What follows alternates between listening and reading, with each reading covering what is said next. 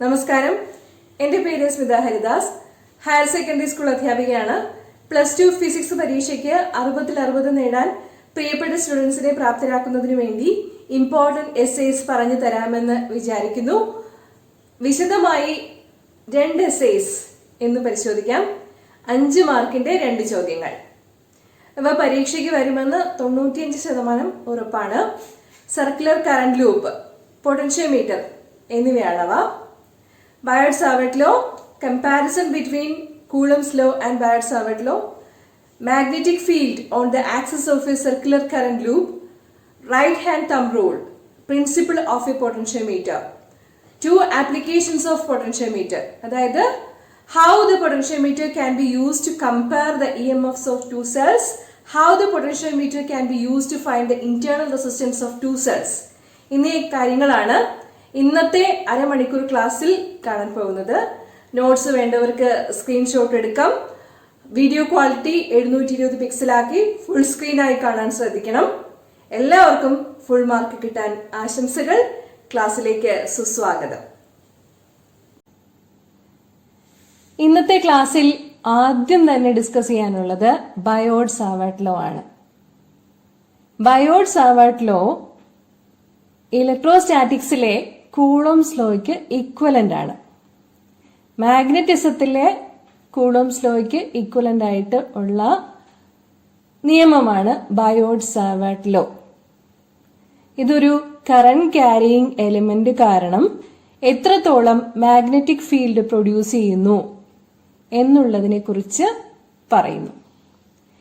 നമുക്ക് Coulomb's law അറിയാം. Free സ്പേസില് F = 1/4πε0 Q1 Q2 /r².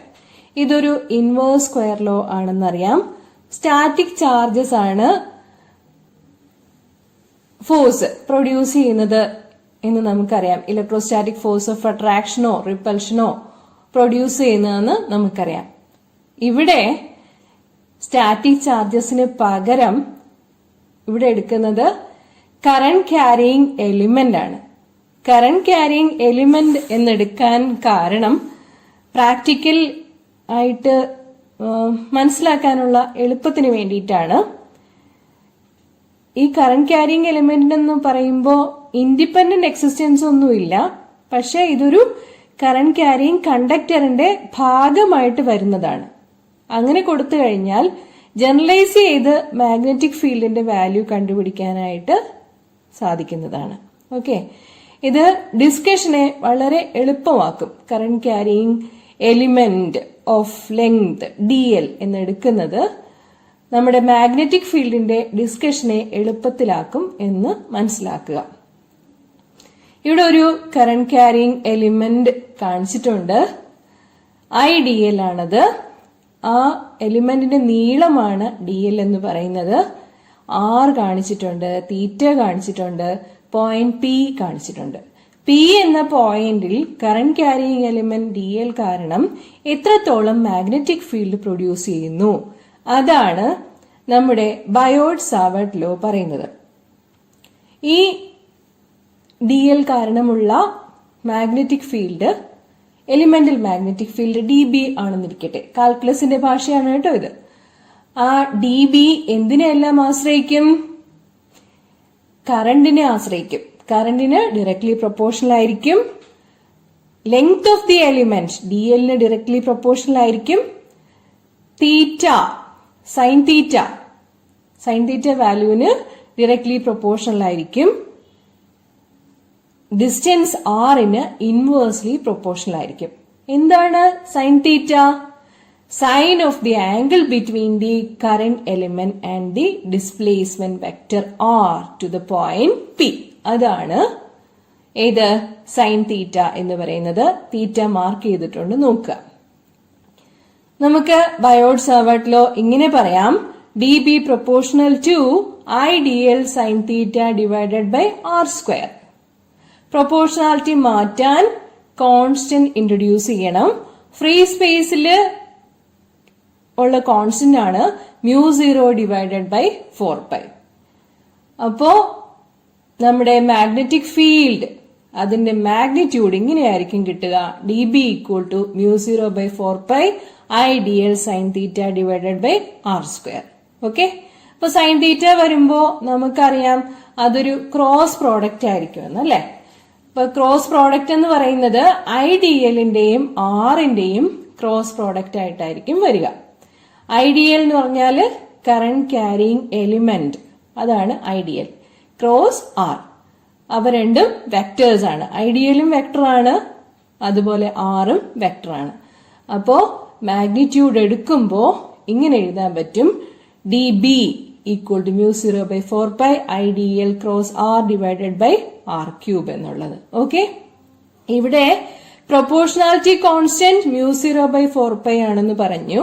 അതിന്റെ value 10⁻⁻7 tesla metre ampere raised to -1 ആണ്. കോൺസ്റ്റന്റ് mu 0 ഉണ്ട്. ആ കോൺസ്റ്റന്റ് mu 0 പറയുന്ന പേര് magnetic permeability of free space എന്നാണ്, അല്ലെങ്കിൽ എയർ.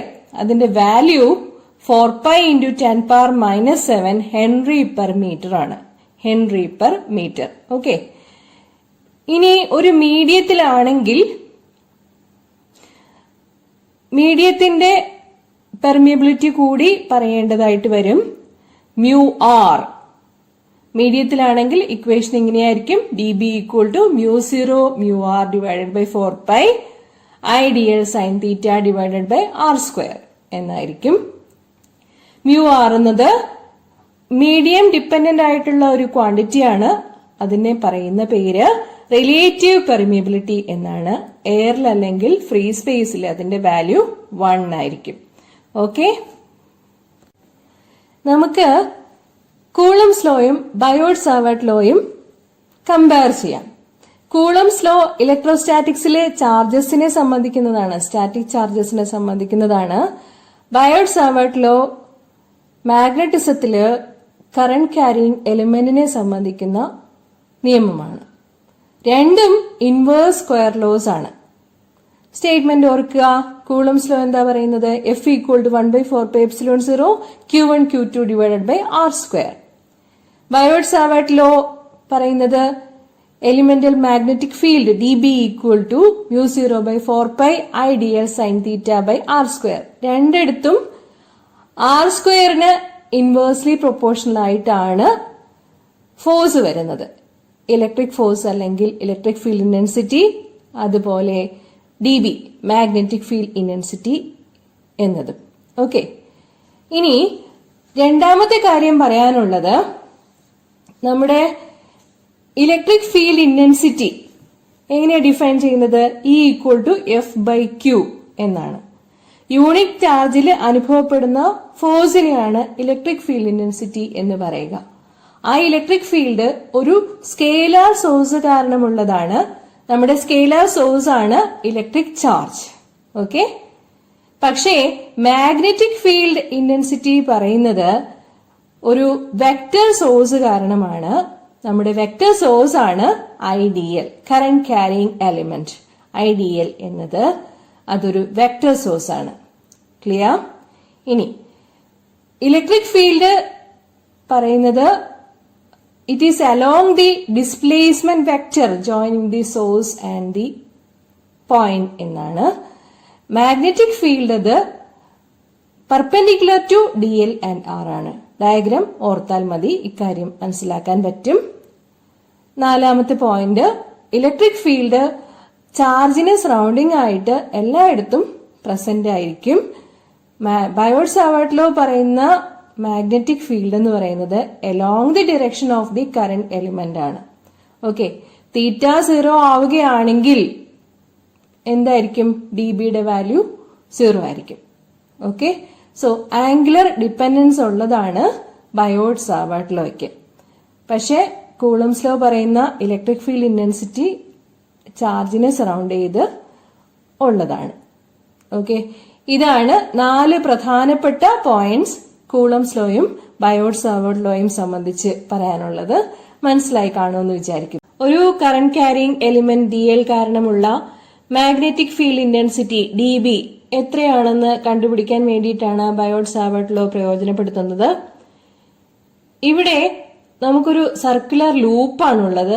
ആ സർക്കുലർ ലൂപ്പ് കാരണമുള്ള മാഗ്നറ്റിക് ഫീൽഡ് ഇന്റൻസിറ്റി പി എന്ന പോയിന്റിൽ എത്രയായിരിക്കും എന്നാണ് കണ്ടുപിടിക്കാനുള്ളത്. സർക്കുലർ ലൂപ്പിന്റെ ആക്സിസ് ഇവിടെ കാണിച്ചിട്ടുണ്ട്, എക്സ് ആക്സിസ് ആയിട്ട് കാണിച്ചിട്ടുണ്ട്. എക്സ് എന്ന ദൂരം കാണിച്ചിട്ടുണ്ട്. അതായത് സർക്കുലർ ലൂപ്പിന്റെ സെന്ററിൽ നിന്നും പി എന്ന പോയിന്റിലേക്കുള്ള ദൂരമാണ് എക്സ് എന്നുള്ളത്. സി ഡി 2 പോയിന്റ്സ് കാണിച്ചിട്ടുണ്ട്. ആ 2 പോയിന്റുകളിലാണ് എലിമെന്റൽ ലെങ്ത് ഡി എൽ എടുക്കുന്നത്. എലിമെന്റൽ ലെങ്ത്തിന്റെ ഭാഗത്ത് നിന്ന് പി എന്ന പോയിന്റിലേക്കുള്ള ഡിസ്റ്റൻസ് ആണ് ആർ എന്ന് കാണിച്ചിരിക്കുന്നത്. ഇവിടെ നമ്മൾ പ്രത്യേകം മനസ്സിലാക്കേണ്ട ഒരു കാര്യം എന്നാൽ ഡി എല്ലും ആറും എപ്പോഴും പെർപെൻഡിക്കുലർ ആയിട്ടായിരിക്കും ഉണ്ടാവുക. ആക്സിസില് പി എന്ന പോയിന്റിന്റെ സ്ഥാനം എവിടെയായിരുന്നാലും, എക്സ് ആക്സിസില് ഡയഗ്രത്തിൽ കാണിച്ചിരിക്കുന്നതില് ഏത് പോയിന്റിൽ ആയിരുന്നാലും, ഒ എക്സ് എന്ന ആക്സിസിൽ എവിടെയായിരുന്നാലും ഡി എല്ലും ആറും പെർപെൻഡിക്കുലർ ആയിരിക്കും. അപ്പോ നമ്മുടെ ബയോട്ട് സാവർട്ട് ലോയുടെ equation D B equal to μ0/4π I D L sine theta by R square, അത് സൈൻ തീറ്റ സൈൻ 90 ആയിട്ടായിരിക്കും വരുന്നത്. അങ്ങനെയാകുമ്പോൾ ഡി ബിയുടെ ഇക്വേഷൻ വരിക μ0/4π ഐഡിയൽ ബൈ ആർ സ്ക്വയർ എന്നായിരിക്കും. ഓക്കെ, ഈ ഒരു പോയിന്റ് ആണ് ഏറ്റവും പ്രധാനമായിട്ട് നമുക്ക് മനസ്സിലാക്കാനുള്ളത്. അപ്പോ ഇക്വേഷൻ 2 ആ കാര്യം വ്യക്തമായിട്ട് പറയുന്നുണ്ട്. ഡി എല്ലും ആറും മ്യൂച്വലി പെർപെൻഡിക്കുലർ ആണ്. അതാണ് ഈ ഇത്രയും കാര്യങ്ങൾ പറഞ്ഞതിൽ ഏറ്റവും ഇമ്പോർട്ടന്റ് ആയിട്ടുള്ള പോയിന്റ്. അങ്ങനെ വരുമ്പോൾ ഇക്വേഷൻ 2 നമുക്ക് എടുക്കാൻ പറ്റും. D B equal to μ0/4π I D L sine theta by R square എന്നുള്ളത് D B equal to μ0/4π I D L by R square എന്നാകുന്നതാണ്. ഡയഗ്രാം ശ്രദ്ധിക്കുക. സി പി എന്ന ഡിസ്റ്റൻസും സ്മോൾ ആർ ആണ്, അതുപോലെ ഡി പി എന്ന ഡിസ്റ്റൻസും സ്മോൾ ആർ ആണ്. ഇവിടെ പ്രത്യേകം മനസ്സിലാക്കാനുള്ളത്, സി എന്ന പോയിന്റിലെ എലിമെന്റൽ ലെങ്ത് ഡി എൽ എടുത്താലും ഡി എന്ന പോയിന്റിലെ എലിമെന്റൽ ലെങ്ത് ഡി എൽ എടുത്താലും എലിമെന്റൽ ലെങ്തും ആറും ഡി ബിയും മ്യൂച്വലി പെർപെൻഡിക്കുലർ ആയിരിക്കും. Okay, D L R and D B R mutually perpendicular to each other. നമുക്ക് ബയോട്ട് സാവർട്ട് ലോയുടെ സ്റ്റേറ്റ്മെന്റ് നമുക്ക് അറിയാവുന്ന വാല്യൂസിലേക്ക് മാറ്റി എഴുതണം. സ്മോൾ ആർ എത്രയാണെന്നുള്ളത് നമുക്ക് അറിയില്ല. അറിയുന്ന വാല്യൂസ് ഇതൊക്കെയാണ്. സർക്കുലർ ലൂപ്പിന്റെ റേഡിയസ് ക്യാപിറ്റൽ ആർ അറിയാം. അതുപോലെ സർക്കുലർ ലൂപ്പിൽ നിന്നും ഏത് പോയിന്റിലെ മാഗ്നറ്റിക് ഫീൽഡ് ഇന്റൻസിറ്റി ആണോ കണ്ടുപിടിക്കേണ്ടത്, അതായത് ഇവിടുത്തെ പി എന്ന പോയിന്റ്, അവിടേക്കുള്ള ഡിസ്റ്റൻസുമാണ് നമുക്ക് അറിയാവുന്നത്.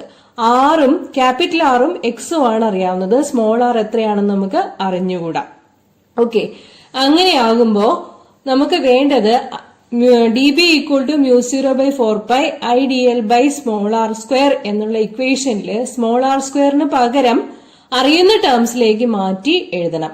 ഇവിടെ നമുക്കൊരു റൈറ്റ് ആംഗിൾ ട്രയാംഗിൾ പരിഗണിക്കാം. COP എന്നുള്ള റൈറ്റ് ആംഗിൾ ട്രയാംഗിൾ പരിഗണിക്കുമ്പോൾ small R square equal to capital R square plus X square എന്ന് കിട്ടുന്നതായിരിക്കും. ആ സ്മോൾ ആർ സ്ക്വയറിന്റെ വാല്യൂ ഇക്വേഷൻ സബ്സ്റ്റിറ്റ്യൂട്ട് ചെയ്ത് കൊടുത്തു കഴിഞ്ഞാൽ ഡി ബിയുടെ വാല്യൂ കിട്ടുന്നത് μ0/4π into I D L by X square plus capital R square എന്നായിരിക്കും. ഓക്കെ, ഇനി ഈ സർക്കുലർ ലൂപ്പ് കൺസിഡർ ചെയ്യുമ്പോഴുള്ള എലിമെന്റൽ ലെങ്ത് ഡി എൽ കാരണം സി എന്ന പോയിന്റിലെ എലിമെന്റൽ ലെങ്ത് കാരണം പിയിലുണ്ടാകുന്ന മാഗ്നറ്റിക് ഫീൽഡ് ഇന്റൻസിറ്റിയും പരിഗണിക്കണം. ഡി എന്ന പോയിന്റിലെ എലിമെന്റൽ ലെങ്ത് കാരണം പി എന്ന പോയിന്റിൽ ഉള്ള മാഗ്നറ്റിക് ഫീൽഡ് ഇന്റൻസിറ്റിയും പരിഗണിക്കണം. ഓക്കെ, നേരത്തെ സൂചിപ്പിച്ചു ഡി എല്ലും ആറും ഡി ബിയും മ്യൂച്വലി പെർപെൻഡിക്കുലർ ആയിട്ടാണ് വരുന്നതെന്ന്. അങ്ങനെയാകുമ്പോൾ സി എന്ന പോയിന്റിലെ എലിമെന്റൽ ലെങ്ത് കാരണമുള്ള ഡി ബിയും ഡയഗ്രത്തിൽ കാണിച്ചിട്ടുണ്ട്. ഡി എന്ന പോയിന്റിലെ കറന്റ് ക്യാരിയിങ് എലിമെന്റ് കാരണം പി എന്ന പോയിന്റിൽ ഉണ്ടാകുന്ന മാഗ്നറ്റിക് ഫീൽഡ് ഇന്റൻസിറ്റിയും കാണിച്ചിട്ടുണ്ട്. ഓക്കെ, അപ്പോ ഇതിനെ നമുക്ക് ഡി ബി വാല്യൂസിനെ 2 dB വാല്യൂസ് ഉണ്ട്. ആ 2 dB വാല്യൂസിനെയും റിസോൾവ് ചെയ്യാൻ പറ്റുന്നതായിരിക്കും. ഓക്കെ, തീറ്റ എന്നുള്ള ആംഗിള് കാണിച്ചിട്ടുണ്ട്. തീറ്റ എന്നുള്ള ആംഗിൾ കാണിച്ചിട്ടുണ്ട്. അപ്പോ റിസോൾവ് ചെയ്യുമ്പോൾ സി എന്ന പോയിന്റിലെ കറന്റ് ക്യാരിയിങ് എലിമെന്റ് കാരണമുള്ള മാഗ്നറ്റിക് ഫീൽഡിനെ റിസോൾവ് ചെയ്യുമ്പോൾ കിട്ടുന്നത് dBx എലോങ് എക്സ് ആക്സിസ് ആയിരിക്കും and dB1 along Y axis ആയിട്ടായിരിക്കും കിട്ടുക. വൈ ആക്സിസ് അപ്വേർഡ് ആയിട്ടായിരിക്കും കിട്ടുക. ഓക്കെ, ഇനി ഡി എന്ന പോയിന്റിലെ കറന്റ് ക്യാരിയിങ് എലിമെന്റ് കാരണം പി എന്ന പോയിന്റിലെ മാഗ്നറ്റിക് ഫീൽഡ് ഇന്റൻസിറ്റി dB ആണെന്നിരിക്കട്ടെ. അപ്പോൾ അതിനെയും നമുക്ക് റിസോൾവ് ചെയ്യാൻ പറ്റും. dBx along the X axis and dB1 താഴത്തേക്ക് കാണിച്ചിട്ടുണ്ട്. ഓക്കെ, അപ്പോ മുകളിലേക്ക് ഒരു dB1 ഉണ്ട്, താഴത്തേക്ക് ഒരു dB1 വാല്യൂസ് ഉണ്ടായിരിക്കും. ഈ രണ്ട് വാല്യൂസും കൂടി ക്യാൻസൽ ചെയ്ത് പോകുന്നതാണ്. ഓക്കെ, ഇവിടെ ഒരു കാര്യം നമ്മൾ പ്രത്യേകം മനസ്സിലാക്കാനുള്ളത്, സർക്കുലർ ലൂപ്പ് കാരണമുള്ള കറന്റ് ക്യാരിയിങ് എലിമെന്റ് എവിടെ എടുത്താലും ഏത് പോയിന്റില് എലിമെന്റൽ ലെങ്ത് dl എടുത്തു കഴിഞ്ഞാലും അത് കാരണമുള്ള മാഗ്നറ്റിക് ഫീൽഡ് ഇന്റൻസിറ്റി എക്സ് ആക്സിസിലേക്ക് മാത്രമേ വരികയുള്ളൂ. അതായത് dBയുടെ കോസ് കമ്പോണന്റ് മാത്രമേ വരികയുള്ളൂ. വൈ ആക്സിസിലെ component sine components mutually perpendicular ആയിട്ട് അപ്വേർഡും ഡൗൺവേർഡും ആയിട്ട് വരുന്നത് കൊണ്ട് അവ ക്യാൻസൽ ചെയ്തു പോകും. അപ്പോ ടോട്ടൽ മാഗ്നറ്റിക് ഫീൽഡ് ഇന്റൻസിറ്റി കണ്ടുപിടിക്കാൻ വേണ്ടിയിട്ട് എക്സ് ആക്സിസിലുള്ള dBx കമ്പോണന്റിനെ ഇന്റഗ്രേറ്റ് ചെയ്തെടുത്താൽ മതി. dBx കമ്പോണന്റ് എന്ന് പറയുന്നത് dB കോസ് തീറ്റയാണ്. ഓക്കെ, തീറ്റ വാല്യൂ കാണിച്ചിട്ടുണ്ട്, ഇവിടെ 90 മൈനസ് തീറ്റയും കാണിച്ചിട്ടുണ്ട്. COP എന്ന റൈറ്റ് ആംഗിൾ ട്രയാംഗിൾ പരിഗണിക്കാം. അതിൽ നിന്നും മനസ്സിലാക്കിയെടുക്കാൻ പറ്റുന്നത് cos theta equal to sine 90 minus theta എന്നുള്ളതാണ്. സൈൻ 90 മൈനസ് തീറ്റ എത്രയാണെന്ന് നമുക്കറിയാം. ഓപ്പോസിറ്റ് സൈഡ് ബൈ ഹൈപ്പോട്ട്ന്യൂസ് ആണ്. ഓപ്പോസിറ്റ് സൈഡ് എന്ന് പറയുന്നത് ക്യാപിറ്റൽ R ആണ്. ഹൈപ്പോട്ട്ന്യൂസ് എന്ന് പറയുന്നത് root of X square plus R square എന്നുള്ളതാണ്. X square plus capital R square എന്നുള്ളതാണ്. അതല്ലെങ്കിൽ നമുക്ക് പറയാൻ പറ്റും sine 90 minus theta equal to capital R by X square plus capital R square whole raise to 1/2. Okay, അങ്ങനെയാകുമ്പോ ഇനി ഇക്വേഷനിൽ ഈ വാല്യൂ സബ്സ്റ്റിറ്റ്യൂട്ട് ചെയ്ത് കൊടുത്താൽ മതി. Magnetic field intensity B equal to integral μ0/4π into IDL divided by X square plus R square. അതുവരെ നമുക്കറിയാം. ഇനി കോസിന്റെ വാല്യൂ സബ്സ്റ്റിറ്റ്യൂട്ട് ചെയ്ത് കൊടുത്താൽ മതി. Okay, which is R divided by X square plus R square whole raise to 1/2. ഏതെല്ലാം values ആണ് integrate ചെയ്യേണ്ടി വരുന്നത്? ഇന്റഗ്രേറ്റ് ചെയ്യേണ്ടി വരുന്നത് ആകെപ്പാടെ എലിമെന്റൽ ലെങ്ത് മാത്രമാണ്. ബാക്കിയുള്ള വാല്യൂസ് എല്ലാം സ്മോൾ എക്സ് ആയാലും ക്യാപിറ്റൽ R ആയാലും അതെല്ലാം ഈ കറന്റ് ക്യാരിയിങ് കണ്ടക്ടറിനെ സംബന്ധിച്ച് സർക്കുലർ ലൂപ്പിനെ സംബന്ധിച്ച് കോൺസ്റ്റന്റ് ആണ്. ഓക്കെ, അങ്ങനെ ആയതുകൊണ്ട് ഇന്റഗ്രേറ്റ് ചെയ്യേണ്ടി വരിക ആകെപ്പാടെ എലിമെന്റൽ ലെങ്ത് dl ആണ്. എലിമെന്റൽ ലെങ്ത് മൊത്തം കൂട്ടിയെടുക്കുമ്പോൾ കിട്ടുന്നത് എത്രയായിരിക്കും? സർക്കുലർ ലൂപ്പ് ആയതുകൊണ്ട് 2πr ആയിരിക്കും. Where capital R is the radius of the circular loop. അപ്പോ നമുക്ക് ഇന്റഗ്രൽ dl ഉള്ളതിന് പകരം 2πr എന്ന് സബ്സ്റ്റിറ്റ്യൂട്ട് ചെയ്ത് കൊടുക്കാം. ഡിനോമിനേറ്ററിൽ വരുന്ന എക്സ് സ്ക്വയർ പ്ലസ് ആർ സ്ക്വയറും x square plus R square whole raise to 1/2 അത് രണ്ടും കൂടി മൾട്ടിപ്ലൈ ചെയ്യുമ്പോൾ കിട്ടുന്നത് x square plus R square whole raise to 3/2 എന്നായിരിക്കും. അത് സബ്സ്റ്റിറ്റ്യൂട്ട് ചെയ്ത് കൊടുക്കുക. So we will get the value of B as μ0 IR divided by 4π into x square plus R square whole raise to 3/2 into 2πr. Simplifications കൊടുത്തു കഴിയുമ്പോൾ magnetic field ഇന്റൻസിറ്റിയുടെ value കിട്ടുക μ0 IR square divided by 2 into x square plus R square whole raise to 3/2. അതെങ്ങോട്ടായിരിക്കും? Along the x axis.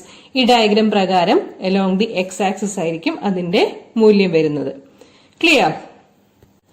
B equal to μ0 IR square divide by 2 into x square plus R square whole raise to 3/2 എന്ന equation magnetic field on the axis of a circular current loop അതിന്റെ general expression ആണ്. ആക്സിസില് ഏത് പോയിന്റിലാണോ X വരുന്നത്, ഏത് പോയിന്റിലാണോ നമ്മൾ X distance കണക്കാക്കുന്നത് അതിനനുസരിച്ച് substitute ചെയ്ത് കൊടുത്തു കഴിഞ്ഞാൽ മാഗ്നറ്റിക് ഫീൽഡ് ഇന്റൻസിറ്റിയുടെ വാല്യൂ കിട്ടുന്നതായിരിക്കും. സർക്കുലർ ലൂപ്പിന്റെ റേഡിയസ് അറിയാമെങ്കിൽ മാഗ്നറ്റിക് ഫീൽഡ് ഇന്റൻസിറ്റി കണ്ടുപിടിക്കാം ഈ ഇക്വേഷൻ ഉപയോഗിച്ചിട്ട്. ഓക്കെ, ഇനി at the centre of the loop the value of x equal to 0. അങ്ങനെ ആവുമ്പോൾ ഇക്വേഷൻ എങ്ങനെ മാറും? B equal to μ0 IR squared by 2r³ എന്നായിരിക്കും, അല്ലെങ്കിൽ μ0 I/2r എന്നുള്ളതായിരിക്കും. ഈ ഇക്വേഷൻ ഡിറൈവ് ചെയ്തത് ഒരൊറ്റ ചുറ്റാണ് സർക്കുലർ ലൂപ്പിനുള്ളതെന്ന് അസ്യൂം ചെയ്തിട്ടാണ്. നമ്മുടെ ലൂപ്പില് n ടേൺസ് ഉണ്ടെന്ന് വിചാരിച്ചോളൂ, n ചുറ്റുകൾ ഉണ്ടെന്ന് വിചാരിച്ചോളൂ. അങ്ങനെയാണെങ്കിൽ മാഗ്നറ്റിക് ഫീൽഡ് ഇന്റൻസിറ്റിയുടെ value B equal to μ0 NI/2r ആയിരിക്കും. ഡിസ്കഷൻ തുടങ്ങിയപ്പോ ഒരു കാര്യം പ്രധാനമായിട്ട് പറഞ്ഞു, DL-ഉം R-ഉം മ്യൂച്വലി പെർപെൻഡിക്കുലർ ആണ്, അതിന് പെർപെൻഡിക്കുലർ ആയിട്ടാണ് DB വരുന്നതെന്ന്. ഇത് മൂന്നും ഏത് റൂളിന്റെ പിൻബലത്തോടു കൂടിയാണ് പറഞ്ഞത്? റൈറ്റ് ഹാൻഡ് തംബ് റൂൾ ആണ് പ്രയോജനപ്പെടുത്തിയിരിക്കുന്നത്. റൈറ്റ് ഹാൻഡ് തംബ് റൂൾ എന്താന്ന് വെച്ചാൽ, നമ്മുടെ റൈറ്റ് ഹാൻഡ് തമ്പ് മുകളിലേക്ക് വരത്തക്ക രീതിയിൽ ചുരുട്ടി പിടിച്ചു കഴിഞ്ഞാൽ തമ്പിന്റെ ഡിറക്ഷൻ സൂചിപ്പിക്കുക ഡിറക്ഷൻ ഓഫ് മാഗ്നറ്റിക് ഫീൽഡ് ആയിരിക്കും. നമ്മുടെ ഫിംഗേഴ്സ്, 4 ഫിംഗേഴ്സ് ഉണ്ടല്ലോ, ഫിംഗേഴ്സ് ഇങ്ങനെ സ്ട്രെച്ച് ചെയ്ത് റൊട്ടേറ്റ് ചെയ്യിക്കാൻ പറ്റുന്നതാണ്, കേൾ ചെയ്യിക്കാൻ പറ്റുന്നതാണ്. അപ്പോ ആ ഫിംഗേഴ്സ് കേൾ ചെയ്യുന്ന ഡിറക്ഷൻ എന്ന് പറയുന്നത് ഡിറക്ഷൻ ഓഫ് കറന്റ് ആയിരിക്കും.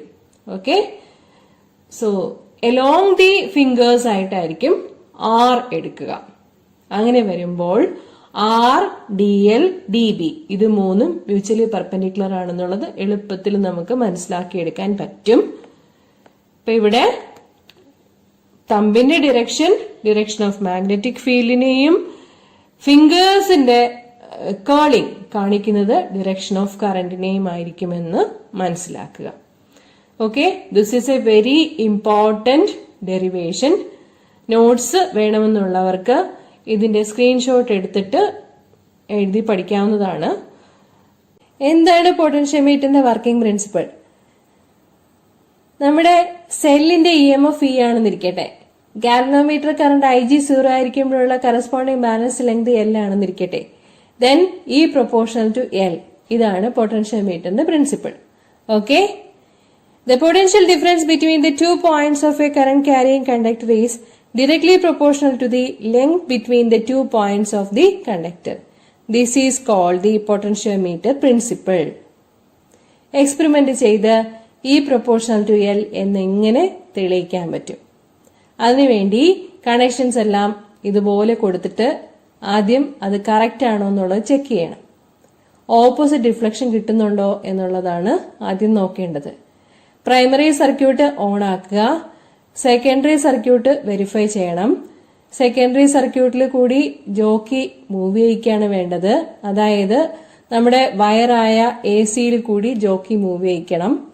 A എന്ന പോയിന്റിൽ ജോക്കി ടച്ച് ചെയ്യുമ്പോൾ ഗാൽവനോമീറ്ററിന്റെ സൂചി എങ്ങോട്ടാണോ ഡിഫ്ലക്ട് ചെയ്യുന്നതെന്ന് നോക്കുക. എങ്ങോട്ടാണോ മൂവ് ചെയ്യുന്നുള്ളതിൽ നിന്ന് നമുക്ക് കറന്റിന്റെ ഡിറക്ഷൻ അറിയാൻ പറ്റും. അതിന്റെ ഓപ്പോസിറ്റ് ആയിട്ടായിരിക്കും ഗാൽവനോമീറ്ററിന്റെ സൂചി മൂവ് ചെയ്യുക എപ്പോ C എന്ന പോയിന്റിൽ ജോക്കി ടച്ച് ചെയ്യുമ്പോൾ. ഓക്കെ, അപ്പോ നമുക്ക് മനസ്സിലാക്കാൻ പറ്റും സർക്യൂട്ട് കറക്റ്റ് ആണെന്നുള്ളത്. ഇനി ബാലൻസ് ലെങ്ത് കണ്ടുപിടിക്കണം. റിയോസ്റ്റാറ്റ് പ്രൈമറി സർക്യൂട്ടിൽ അഡ്ജസ്റ്റ് ചെയ്ത് കൊടുത്തിട്ട് സെക്കൻഡറി സർക്യൂട്ടിൽ കൂടി I കറന്റ് ഫ്ലോ ചെയ്യുന്നു എന്ന് വിചാരിക്കുക. I കറന്റിന് കറസ്പോണ്ടിങ് ആയിട്ടുള്ള ബാലൻസ് ലെങ്ത് കണ്ടുപിടിക്കണം.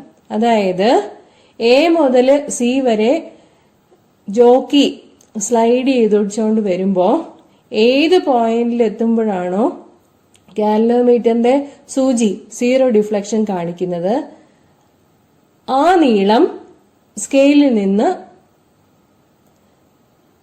കണക്കാക്കാൻ പറ്റും. ഓക്കെ, സോ I കറന്റിന് പ്രൊപ്പോർഷണൽ ആയിട്ട് സെക്കൻഡറിയിലെ EMF Eക്ക് കറസ്പോണ്ടിങ് ആയിട്ടുള്ള ബാലൻസ് ലെങ്ത് ആയിരിക്കും L കിട്ടുക. So E proportional to L. Experiment repeat ചെയ്യാൻ വേണ്ടിയിട്ട് പ്രൈമറിയിലെ റിയോസ്റ്റാറ്റ് അഡ്ജസ്റ്റ് ചെയ്ത് മറ്റൊരു വാല്യൂ ഓഫ് കറണ്ട് സെക്കൻഡറിയിൽ കൂടി പോകാൻ അനുവദിക്കുക. അന്നേരമുള്ള ഇ എം എഫിന് പ്രൊപ്പോർഷണൽ ആയിട്ട് ബാലൻസിംഗ് ലെങ്ത് മെഷർ ചെയ്തെടുക്കാൻ പറ്റും. സോ ഇങ്ങനെ എക്സ്പെരിമെന്റ് റിപ്പീറ്റ് ചെയ്യാം. പ്രൈമറിയിൽ റിയോസ്റ്റാറ്റ് അഡ്ജസ്റ്റ് ചെയ്ത് സെക്കൻഡറിയിൽ കൂടിയുള്ള കറണ്ടിന്റെ വാല്യൂ വേരി ചെയ്ത് ഓരോ പ്രാവശ്യവും സെല്ലിന്റെ ഇ എം എഫിന് പ്രൊപ്പോർഷണൽ ആയിട്ടുള്ള ബാലൻസിംഗ് ലെങ്ത് നമുക്ക് മെഷർ ചെയ്തെടുക്കാൻ പറ്റും. സോ ഈ പ്രൊപ്പോർഷണൽ ടു എൽ എന്നുള്ളത് ടാബുലർ കോളം വരച്ച് നമുക്ക് പ്രൂവ് ചെയ്യാൻ പറ്റുന്നതായിരിക്കും. ഓരോ പ്രാവശ്യവും എടുക്കുന്ന റീഡിങ്സ് നോട്ട് ചെയ്ത് പോണം. Okay, when the galvanometer shows zero deflection, the potential difference offered by length L of the wire is equal to EMF of the secondary cell E. Okay, if I current flows through the secondary, L is the balancing length, R is the resistance per unit length of the wire, then IRL equal to E. Okay, or E proportional to L. ഇവിടെ നമുക്ക് potential drop എന്ന് പറയുന്നത് IR equal to 5 എന്ന് കൊടുക്കാവുന്നതാണ്. Okay, പൊട്ടൻഷ്യോമീറ്ററിന്റെ uses എന്തൊക്കെയാണ്? First use, to compare EMFs of two cells. രണ്ട് സെല്ലുകൾ, ഉദാഹരണത്തിന് ഡാനിയൽ സെല്ലും ലാക്ലാൻഷ്യൻ സെല്ലും ഉണ്ടെന്ന് വിചാരിക്കുക. ഒരെണ്ണത്തിന്റെ EMF E1 എന്നും രണ്ടാമത്തതിന്റെ EMF E2 എന്നും വിചാരിക്കുക. അവയുടെ EMF വാല്യൂസ് കമ്പയർ ചെയ്യണം. എങ്ങനെ ചെയ്യാൻ പറ്റും? ഏതെങ്കിലും ഒരു സെല്ല് മാത്രം സെക്കൻഡറി സർക്യൂട്ടിൽ ഉൾപ്പെടുത്താൻ വേണ്ടിയിട്ട് 2-way കീ എന്ന സംവിധാനം പ്രയോജനപ്പെടുത്താവുന്നതാണ്. E1 ഉദാഹരണത്തിന് ഡാനിയൽ സെല്ലാണെന്നിരിക്കട്ടെ. E1 സർക്യൂട്ടിൽ ഉൾപ്പെടുത്താൻ വേണ്ടിയിട്ട് 2-way കീ അഡ്ജസ്റ്റ് ചെയ്ത് കൊടുക്കുക. Corresponding balancing length L1, galvanometer current IG0 ആകുമ്പോഴുള്ളത് കണ്ടുപിടിക്കുക. ഓക്കെ, ഇനി സെയിം കറണ്ട്, പ്രൈമറിയിലെ സെയിം കറണ്ട് ഐക്ക് തന്നെ സെക്കൻഡറിയിലെ E2 ലാക്ലാൻഷ്യൻ സെല്ലിന് കറസ്പോണ്ടിങ് ആയിട്ടുള്ള balancing length L2 when IG equal to 0 കണ്ടുപിടിക്കുക. Okay, then we can see that E1 proportional to L1 and E2 proportional to L2. E1 by E2 equal to L1 by L2. രണ്ട് സെല്ലുകളുടെ EMFകളുടെ ratio എന്ന് പറയുന്നത് അവയുടെ corresponding balancing ലെങ്തുകളുടെ ratio ആയിരിക്കും. ഇനി നമുക്ക് സെല്ലിന്റെ ഇന്റേണൽ റെസിസ്റ്റൻസ് കണ്ടുപിടിക്കാൻ വേണ്ടിയിട്ട് എങ്ങനെ പൊട്ടൻഷ്യോമീറ്റർ ഇൻസ്ട്രുമെന്റ് പ്രയോജനപ്പെടുത്താം എന്ന് നോക്കാം.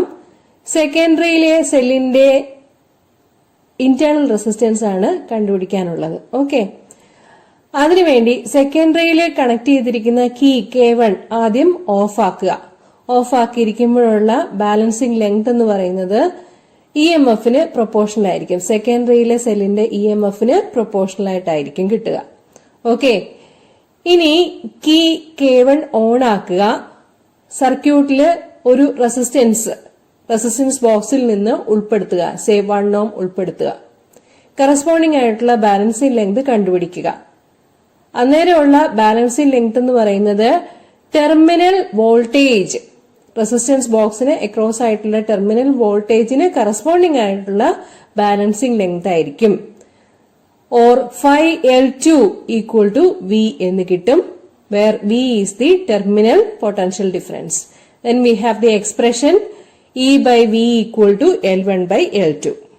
Now let us write the expressions for the EMF and the terminal potential difference in terms of the resistance. Okay, if I current flows through the secondary circuit, then EMF E equal to I into small r plus capital R. Okay, terminal potential difference V equal to I into R. Equations 4 and 5. Take the ratio. Equation 4 divided by equation 5, we get E by V equal to small r plus capital R divided by capital R. Okay. Now, we have equations 3 and equation 6. both are the same, E by V. Then small r plus capital R divided by capital R equal to L1 by L2, from which the value of the internal resistance small r can be deduced. Okay, small r by capital R plus 1 equal to L1 by L2, small r by capital R equal to L1 by L2 minus 1, which is L1 minus L2 divided by L2, or the internal resistance small r equal to external resistance capital R into L1 minus L2 divided by L2. Okay, thus the internal resistance of the secondary cell can be found out. Okay, we can see that the internal resistance varies with the external resistance. ഇതാണ് പൊട്ടൻഷ്യോമീറ്ററിന്റെ രണ്ട് ആപ്ലിക്കേഷനുകൾ. ഒന്ന് EMFന്റെ comparison, രണ്ട് സെല്ലുകൾ സെക്കൻഡറിയിൽ കൊടുത്തിട്ട് ഓരോന്നും മാറി മാറി സർക്യൂട്ടിൽ ഉൾപ്പെടുത്തി EMFകളുടെ വാല്യൂസ് കമ്പയർ ചെയ്യാൻ പറ്റുന്നതായിരിക്കും. പിന്നീട് സെക്കൻഡറിയിൽ കൊടുത്തിരിക്കുന്ന സെല്ലിന്റെ ഇന്റേണൽ റെസിസ്റ്റൻസ് സ്മോൾ ആർ എങ്ങനെ കണ്ടുപിടിക്കാമെന്നുള്ളത്. ഓക്കെ, സെക്കൻഡറിയിൽ ഒരു എക്സ്റ്റേണൽ റെസിസ്റ്റൻസ് ഉൾപ്പെടുത്തിയിട്ട് കറസ്പോണ്ടിങ് ബാലൻസിംഗ് ലെങ്ത് കണ്ടുപിടിക്കുക. റെസിസ്റ്റൻസ് ബോക്സ് ഉൾപ്പെടുത്തിയും ഉൾപ്പെടുത്താതെയും, അതായത് എക്സ്റ്റേണൽ റെസിസ്റ്റൻസ് കൊടുത്തും കൊടുക്കാതെയുമുള്ള ബാലൻസിംഗ് ലെങ്ത് കണ്ടുപിടിക്കുക. എന്നിട്ട് അതിന്റെ റേഷ്യോ എടുക്കുമ്പോഴേക്കും നമുക്ക് ഇന്റേണൽ റെസിസ്റ്റൻസിന്റെ വാല്യൂ കണ്ടുപിടിക്കാവുന്നതാണ്. ഓക്കെ, പൊട്ടൻഷ്യോമീറ്റർ പ്രാക്ടിക്കൽ ലാബിൽ ചെയ്യാനുള്ളതാണ്. അപ്പോഴേ കൂടുതൽ കാര്യങ്ങൾ മനസ്സിലാവുകയുള്ളൂ. എന്നാലും കുറച്ചെങ്കിലും എന്തെങ്കിലുമൊക്കെ മനസ്സിലായി കാണും എന്ന് വിശ്വസിക്കുന്നു. ഇന്നത്തെ ക്ലാസ്സിൽ ഡിസ്കസ് ചെയ്ത രണ്ട് പ്രധാനപ്പെട്ട എസ്സേസ് മനസ്സിലായിട്ടുണ്ടാവും എന്ന് വിചാരിക്കുന്നു. അടുത്ത ക്ലാസ്സിൽ AC ജനറേറ്റർ, ഗ്ലാസ് പ്രിസം എന്നീ രണ്ട് എസ്സേ ക്വസ്റ്റ്യൻസ് ഡീറ്റെയിൽഡ് ആയിട്ട് കാണാം. ക്ലാസ് ശ്രദ്ധിച്ചിരുന്ന എല്ലാവർക്കും നന്ദി, നമസ്കാരം.